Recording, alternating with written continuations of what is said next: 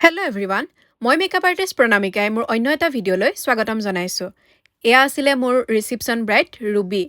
ৰুবিয়ে মোক তাইৰ বিয়াৰ বাবে একেবাৰে এণ্ড মমেণ্টত বুক কৰিছে। কিন্তু সেইদিনা মোৰ যিহেতু পাৰ্টি মেকআপহে আছিলে, ব্ৰাইডেল নাছিলে, গতিকে মই বুকিংটো লৈ ল'লোঁ আৰু তাইক ধুনীয়াকৈ তাইৰ ভাল লগাকৈ সজাবলৈ চেষ্টা কৰিলোঁ। তাইৰ জোৰোণ আছিলে আগদিনা, গতিকে যিমান পাৰোঁ সোনকালে ৰাতিপুৱা তাই মোক ৰেডি কৰিবলৈ কৈছিলে, কাৰণ দূৰ দূৰণিৰ পৰা আলহীখিনি আহিব।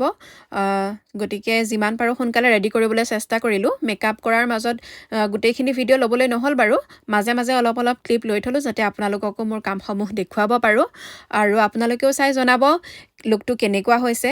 আৰু কইনা এগৰাকীক মই কাপোৰ সাজ খুব ধুনীয়াকৈ পিন্ধাবলৈ যত্ন কৰোঁ, কাৰণ গোটেই দিনটোৰ কথা থাকে আৰু দেখিবলৈও যাতে ধুনীয়া লাগে আৰু দিনটোৰ কাৰণে যাতে তাই কমফৰ্টেবল হৈ থাকিব পাৰে। এতিয়া চাওঁ আহক আজিৰ কইনাৰ ফাইনেল লুক।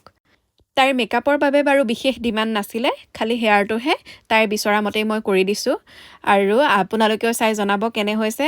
আমাৰ কইনাটো বহুত হেপ্পী এইটো মেকআপ লৈ, তাইৰ মুখত হাঁহি দেখিছে আপোনালোকে। গতিকে আপোনালোকৰো বিশেষ দিনত মোৰ লগত মেকআপৰ বাবে যোগাযোগ কৰিবলৈ নাপাহৰিব। ধন্যবাদ।